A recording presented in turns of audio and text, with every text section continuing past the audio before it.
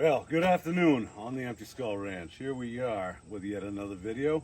This one is going to be the Fisher low profile tailgate spreader. Sander spreader model 500. So let's get into it.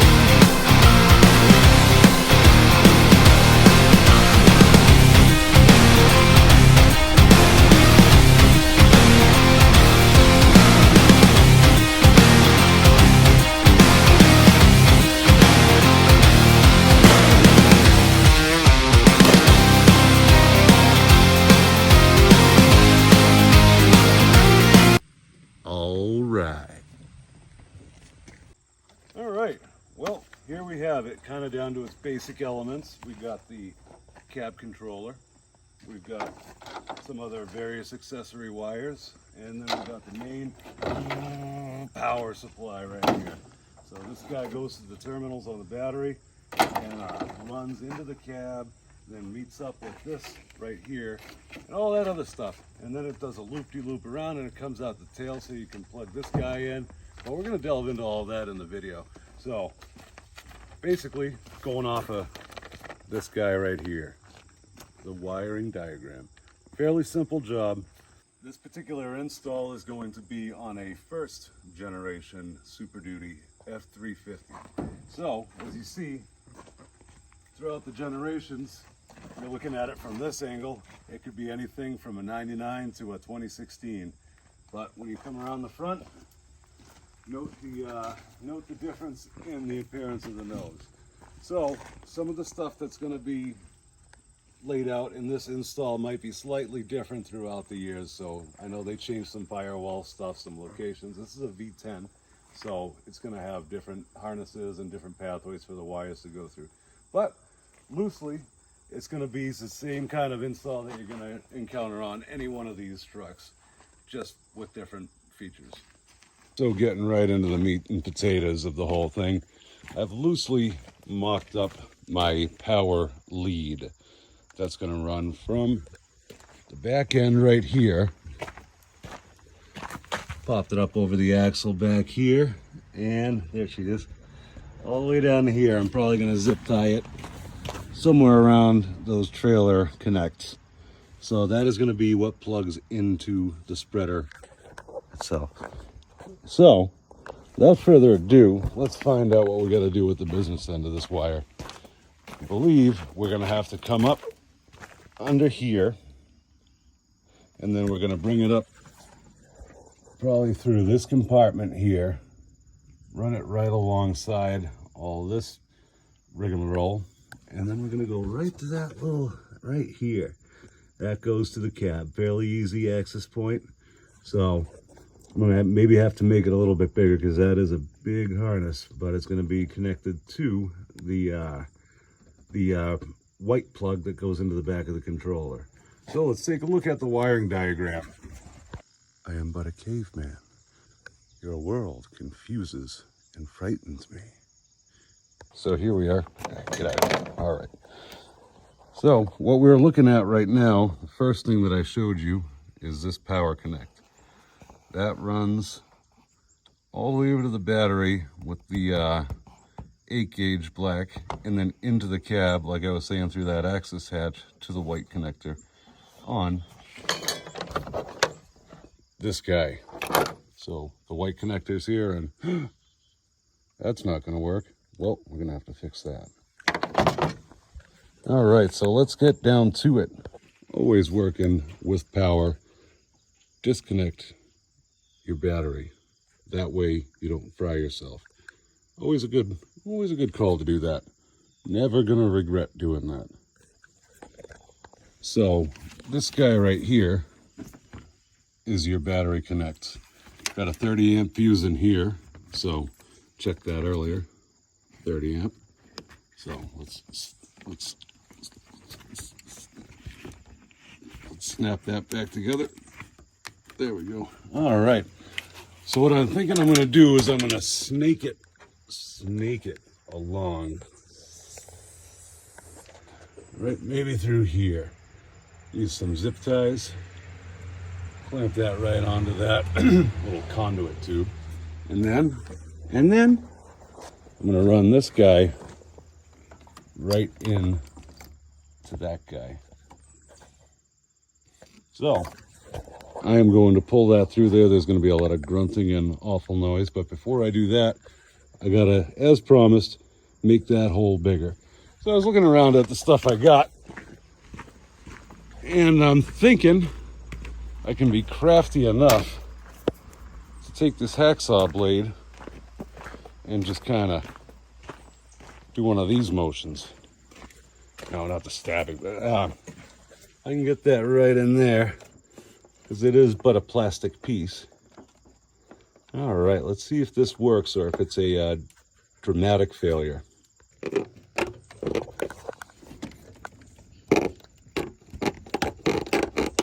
As you can see, it's working. Kind of slow going, but it's working. Figure if I can get this guy enough slits in that direction, I'll be able to push the wires through there, and it'll kind of act as captive fingers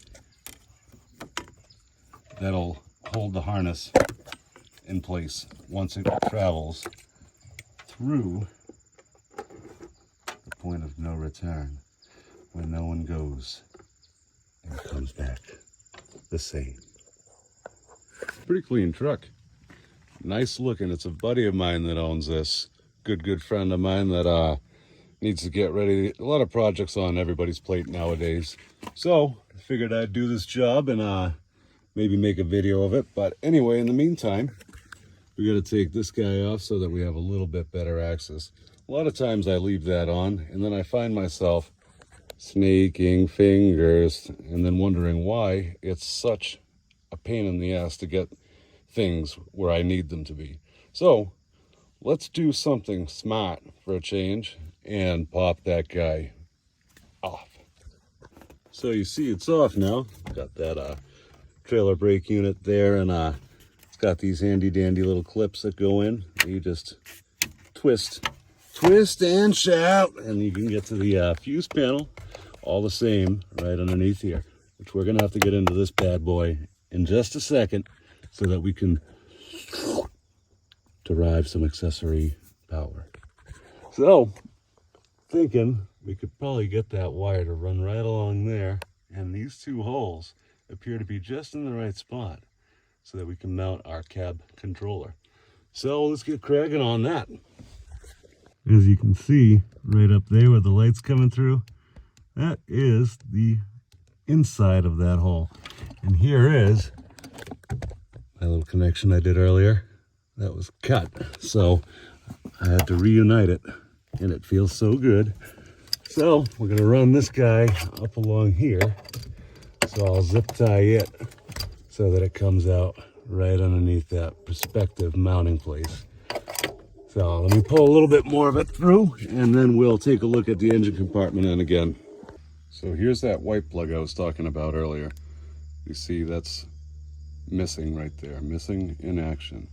And this guy right here, that's missing in action. But we got to bring this guy up still, so there is still hope. There is hope. And you notice there's this little tiny nub right there, so that's got to mate up with that. On the other end of that black wire that's missing in action. And this guy, the white plug, is going to go right to this. So let's get to doing that. Got a couple of connects. And got these guys, but as you see, it ends with 10. So let's use the 10. Get it in there. Let's give it a hearty slice. Hearty slice. Use your feelers to kind of tell when you've gotten to the wire. And then, when it's all good, go on and pop it off. So you don't want to expose much more than that. Well, if You don't want to expose more of anything that you don't want to anyway.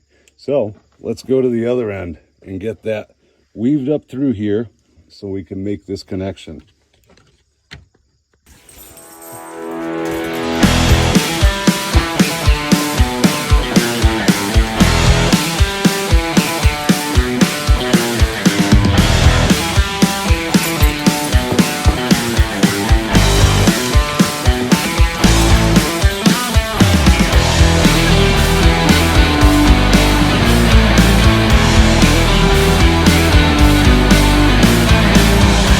All right, so let's go ahead and get this, at least this end, sitting pretty through here where we can grab her from up there. Sorry about that. All right, so we're gonna get that sitting pretty right there, and I probably can reach down there and grab it, thus pulling the rest of this mess up there. So, got it loosely running where I wanted to on the underside. After this, gonna do a series of highly technical zip ties. So, there we have it. See if I can snake my hand all the way down there. You know what? I'm going to take my watch off because that is one less thing to get hung up. I'm going to put it right there and forget about it. So let's snake on down there. There we go. We got it. And the rest of the harness is getting caught up on God knows what. Oh, I see it. These plugs down here. That's all right. We're just going to use the power of persuasion. There we go. Run up. You can see it's tugging on the serpent.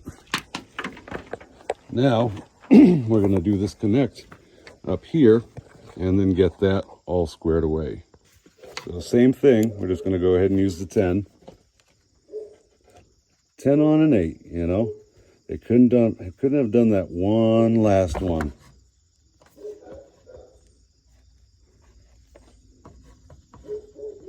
But that's all right. Adapt and overcome.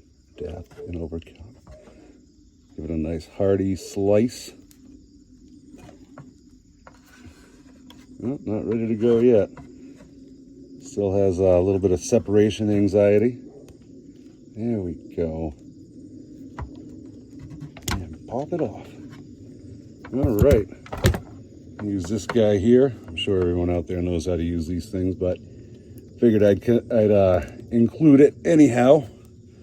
Slide it on in there the way the wires are oriented, so that way we can see that it's made a nice home in there. Then we're going to use 12 to 10. We'll use the 12 to 10. Hold these jaws straight.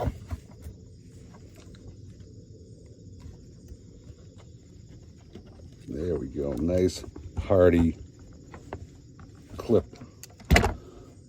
There we go. That's not going anywhere. And then I get the other side on it. It just pulls off as easy as pie. That's happened to me many times. I thought I had it in there perfect. And then nope. So pop this side in too. Same way the wires seem to want to orient. And there we go. I think it's happy. Do the same thing, put it in the 12 to 10 slot. Make sure you keep these straight. A lot of times these cheesy little snippers will want to walk over that way, and then you'll just end up with the wire bent sideways in it, and it's frustrating. And then you throw these things across the yard, and then you realize you need them, and then you got to go look for them and look like a total buffoon. Anyway, getting off track. I'm not saying that out of experience or anything, you know, not saying I've done that time or two, but nice hearty squeeze. Test it and watch it come apart. Oh, it's holding. Nice. All right, so this end is going to feed through that hole in the cab that I just showed you. But before we do that, and then we suck this wire harness way down there and forget that we had to do the black wire connect as well, let's get that done. Same basic thing, but with this wire right here to that wire right there. All right, I know I keep talking about let's get cracking with pushing wires through that hole, but there's one more thing that we got to make sure that we do, because this loom has this 14 gauge wire that goes to the negative terminal. And we got to make sure, because that goes to the controller, so we have this bit of wiring right here with the plug that goes to, there we go, to that in-cab controller. So the black wire coming out of it has got to go to the black wire coming from this loom. So where we are, there we are. So I was worried it wasn't going to give us enough space to work with, so we got to put these guys together. So let's get cracking on that. All right, I got that one all together, and I just put a little bit of tape around it just as a little bit of an insurance policy that they would stay together. This red wire, is that the red or the white? So this one goes to the fuse box. It's got this little funny junction vampire clip type of thing. I'm just going to cut all that off. That's not going to be necessary. I'm just going to wire it right on into the right into one of the accessory fuses. I think number 29 is going to be the proud recipient of that guy. So now let's get to stuffing. Let's stuff all these things in there. All right. First we got to find the white plug. Is that the red or the white? Oh, anyway. Now, feed her on through there. Feed. It must feed. All right, my hand's going to be in the way for a little while. I promise it's going to not be too long. That's what she said. Anyway.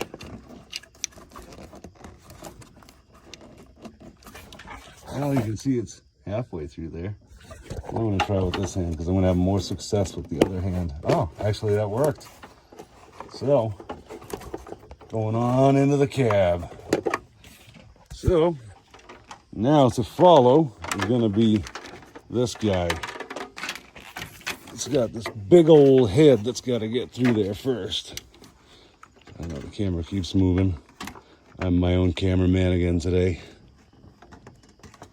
All right, I can feel it. I can feel it. There it goes. Those little fingers I did actually ended up working out wonderful.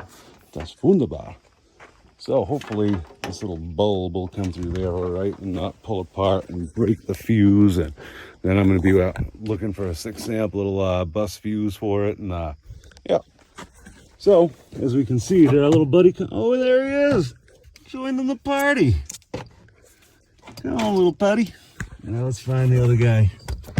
Kind of dark down here. So I'm going to go on and reach up there and fish them through, and we'll be right back. Well, here we are at the battery. Got this guy disconnected. So in the meantime, I had put this double, the 14 gauge, and this 8 gauge to this guy right there. And I'm just going to leave this guy tucked away. It's actually pretty capped. There's a little ridge in the back of the battery that thing's hugging. So that's not going to pop up and reconnect, cause havoc for us. So this guy is going to go in with these fellers over here, and we're just going to throw that guy on top. Oh, try to escape on me. There we go. There we go. Nice and connected. That thing has connections. Yo, that's connected. Oh, I'm going the wrong way on the nut stripper 1000. This is a smaller version, 10-inch. So it's a nut stripper 1000. The junior model, if you will. And I know I'm using this thing the wrong way, but I have seen too many times the tail end of the wrench come in contact with the negative terminal of the battery while you're wrenching on the positive one. And it causes a tremendous arc that scares the crap out of you. You jump out of your skin. And I just don't want to do that. So this is going to eventually be tacked up over there, all put away like and professional in appearance. And now we can return our efforts to the inside, where I have pulled all those guys through. Look at that delightful mess we got going on. So, gotta reroute these over there. Here's our black wire that's gonna go to the in-cab controller, as you see right there. And this guy is gonna find its home on fuse number 29. It says it's an accessory port, which everything I looked up said that. I wasn't a big fan of this Vampire Connect, but then I started looking at how itty bitty tiny these guys are, and I figured, you know, I am going to keep this on there so that I can at least get that guy in there. So remember, what I do is what I do, but you'd be best off, I think, going to your accessory on your ignition if I was to say in a little bit more official capacity. This had something else that went to somewhere else, but you'd probably be better off doing it that way. But basically, I'm a backyard mechanic, jack of all trades, master of none. So this is just for demonstrative purposes only. I'm not saying that this is the absolute bilateral law, the way you should do this installation. This is just the way I chose to do it, but it'll show you the fundamentals on how to get it and what kind of parameters you need. So basically, do it the right way. So there we have it. Jumped off of that fuse, kind of brought it back around here just so that it doesn't pull out. And I didn't like that vampire clip with that little pigtail from hell sticking out of there, just waiting to arc off of something and cause pure and total mayhem. So let's now get all this stuff zip tied to here, make it all pretty like, and I will get right to that and we will take a look. I'm gonna pop this back on right here. So I don't know if you can really see that, but that is the excess of the red. Just put it on this cross member so that only the pertinent wires are going to be sticking out. Now we just got to make sure that there's nothing interfering with the brake pedal or all that good jazz. So as you can see, that's a little bit better. We got these wires going around here. That one's good. I actually got to pull this one and reroute it a little bit. See right here? Wah, wah. We don't want that. Like I always said, see that? That 100% interferes. So I always said I would have the oops moments put in as well as the aha moments. So let's go ahead and rectify that. Well, as you see, I took a bit of that coiled up snake there and tucked it right there above the master. They gave a lot of extra. So I ran it along that conduit, like I said earlier, brought it along down to here.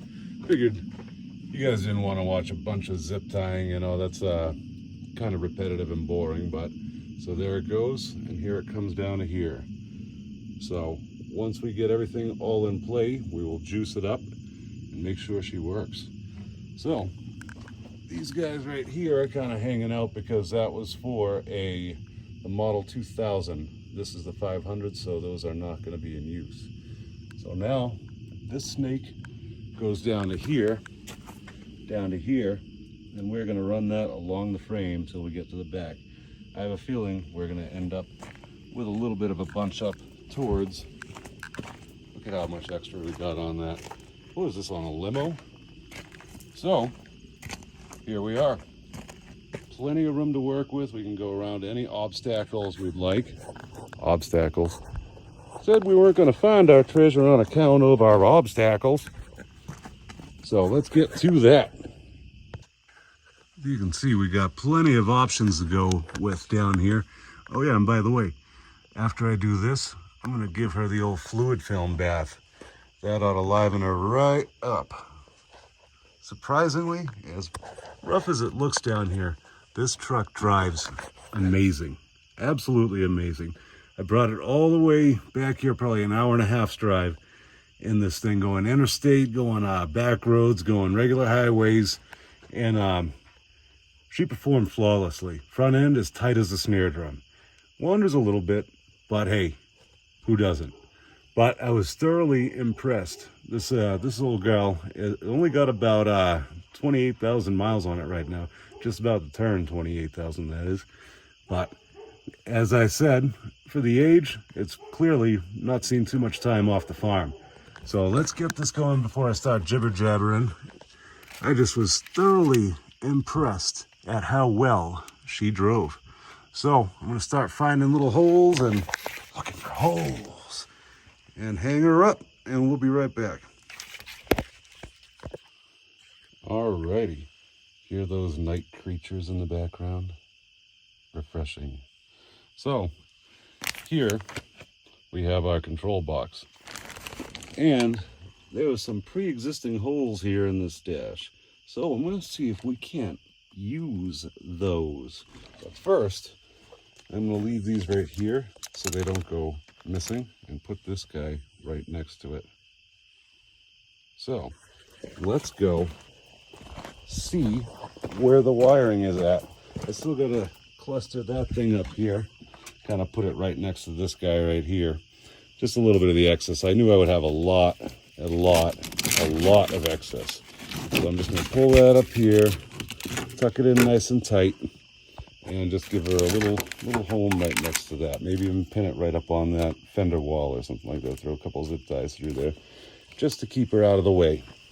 And a couple of little mount points right down there that we can get that tucked out of the way of the wheel so we're not affecting anything. It doesn't get hooked and dragged.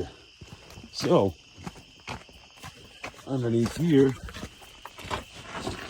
we kind of ran along the frame right there, all the way through back here. Kind of kept it tucked up close to the body so it's not going to be in the way. All along those, I'll cut those tails off at some point, but that's how we're running right there.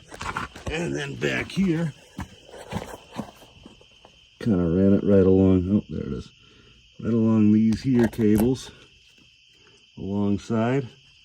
Kept it really close to the frame over there. I might double up that zip tie.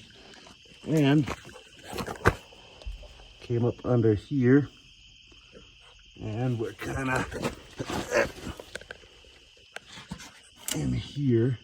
And as promised, we ended up right outside the back by the trailering plugs. So we'll find out how much of a tail we really need back here. I put a little bit of extra length just so we don't run into issues. But let's get to that controller, shall we? Oh, can't leave these guys behind.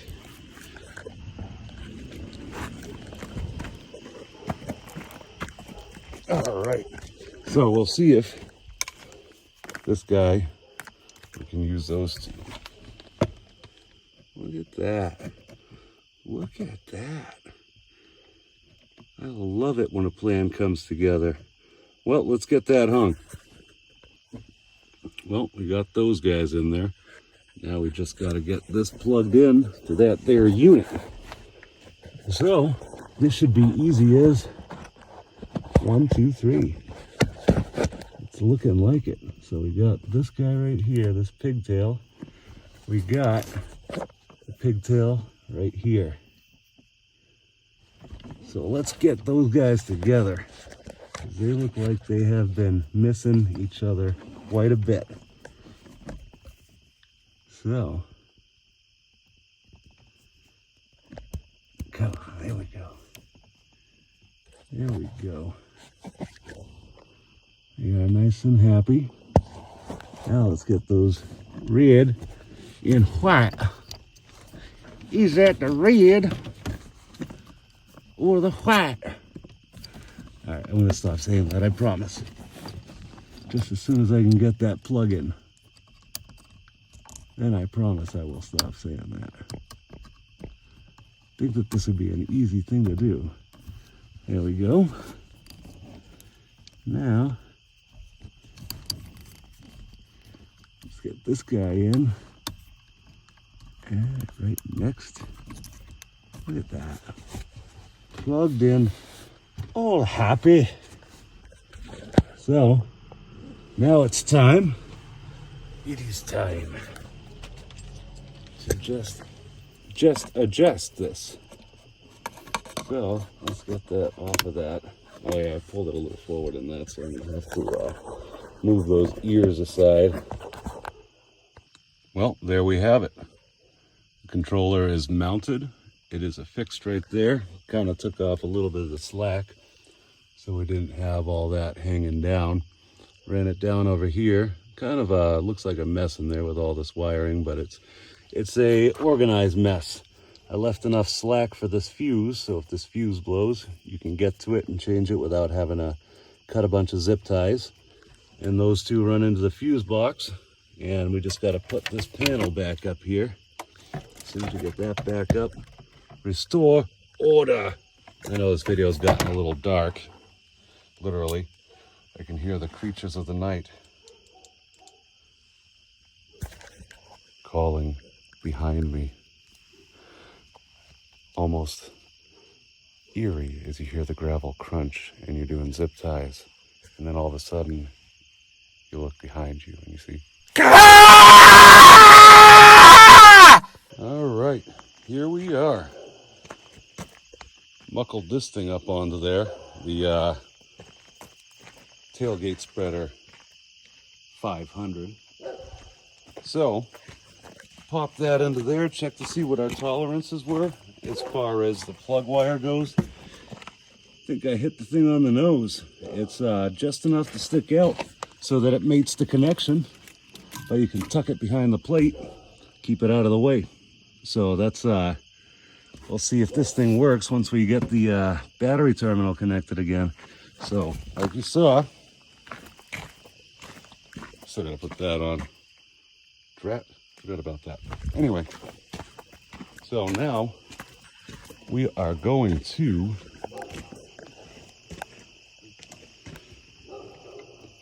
pop this guy on here.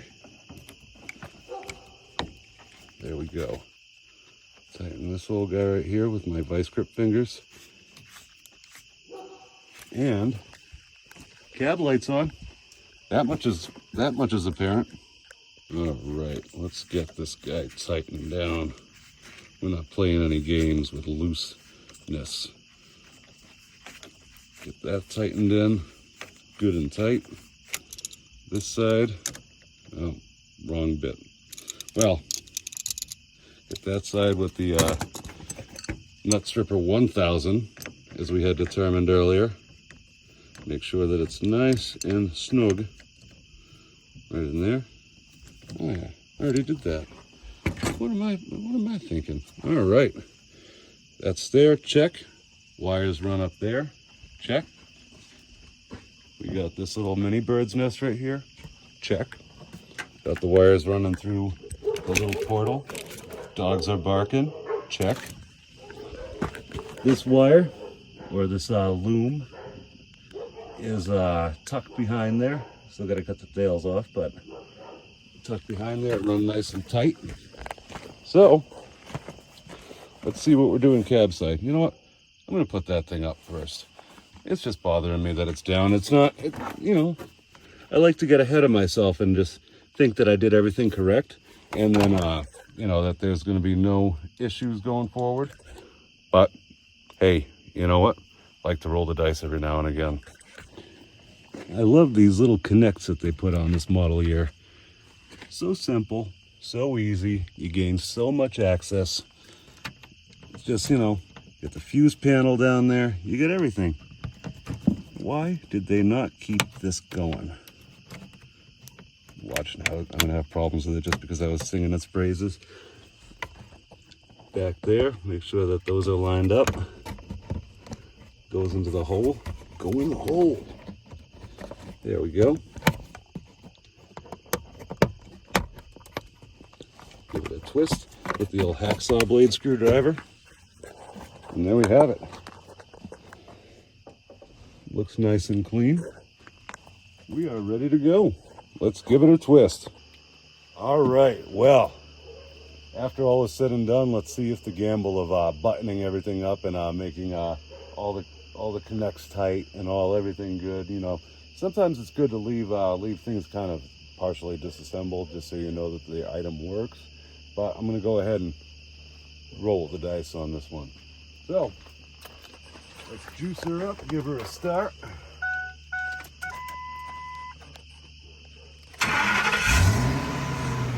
She's a runner. All right. Let's see if this panel turns on. Ah. Let's go check out the back end. I hear something.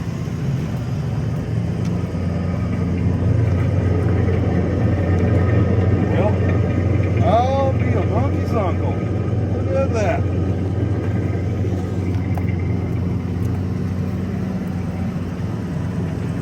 It works. Variable speeds. Oh yeah. There we go. Turns off. Perfect. Well, I'm happy with it. Now it's time to apply a little bit of fluid film so that we can keep the thing from rusting further, preserve it. Let's get to it. Check out. I love this stuff. This stuff is terrific. I've used this on all of my vehicles, especially the Ford vehicles of this type of body style, because there's these little shelves inside here that hold moisture, and it always starts rusting here and here. Those are the most common places, but we'll get to those when it's a little bit more light out. Just gonna put a little coating on. Oh yeah. This stuff is awesome, and it won't harm the rubber. It won't harm anything else that you got in there. You can just spray it all over everything. It coats and protects. Coats and protects. Every vehicle I've had has gotten this treatment. Brand new and already rusty ones. As you see, it just effortlessly coats. Now on these vehicles, these trucks, these bed stringers are notorious for being the first things that give out, and you get the typical Ford bed sag. So we're going to try to prevent that.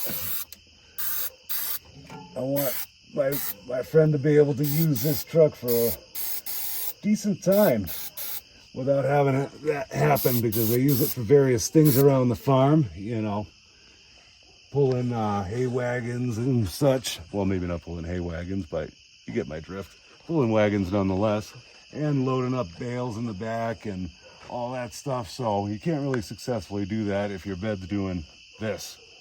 And then when you step into it, it just crunches and cracks and weebles. No, it's not useful. So I'm gonna go ahead and keep spraying this stuff, and then we're gonna take a look at it once this frame is totally coated. Let's take another peek at it just to see how it's reacting. Oh yeah, by morning, that is gonna be a nice glistening coat, and it's not going to have that same flaky shaly effect.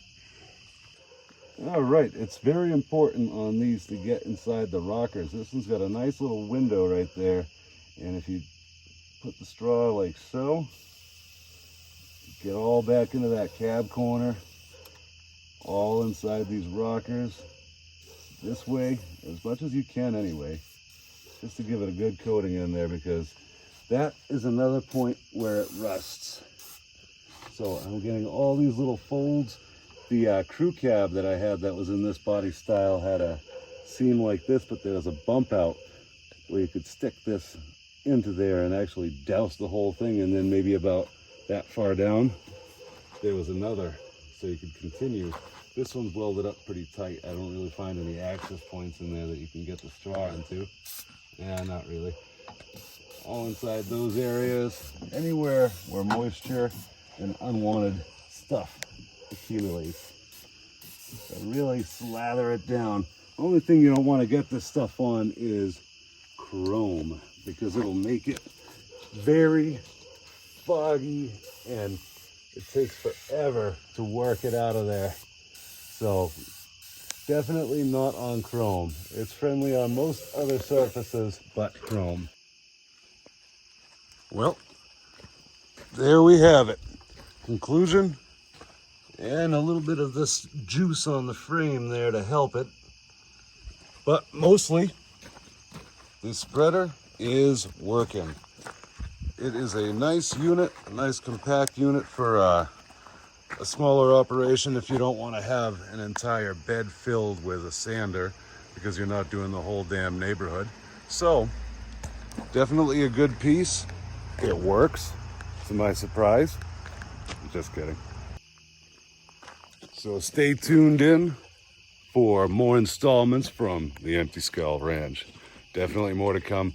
Please subscribe, drop your comments below, all that jazz. You know what to do, and I will see you later.